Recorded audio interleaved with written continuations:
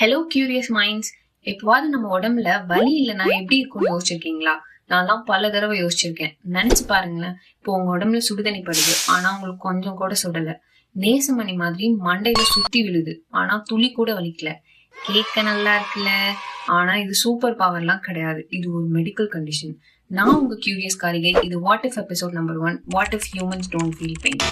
அதாவது நம்ம உடம்புல நோசிசெப்டார்ஸ் அப்படின்னு ஒரு சில சென்சார்ஸ் இருக்கு. ஏதாவது ஆபத்து வரும்போது இது உடனே மூளைக்கு சிக்னல் அனுப்பி நம்மள அந்த ஆபத்துல இருந்து காப்பாத்தும்.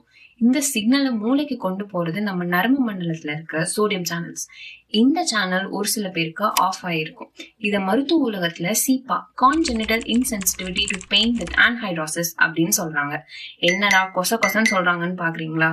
சிம்பிளா சொல்றேன். இந்த நோயால பாதிக்கப்பட்டவங்களுக்கு சூடு தெரியாது, அடிபட்டா வலிக்காது, முக்கியமா வேர்க்கவே வேர்க்காது. வலி தெரியாததால அவங்களுக்கே தெரியாம அவங்க உடம்ப காயப்படுத்திக்கிற நிலைமை கூட ஏற்படும். அன்பார்ச்சுனேட்லி இந்த உலகத்துல இந்த நோயோட 25 வயசுக்கு மேல யாருமே உயிர் வாழ்ந்ததா சரித்திரமே இல்லை.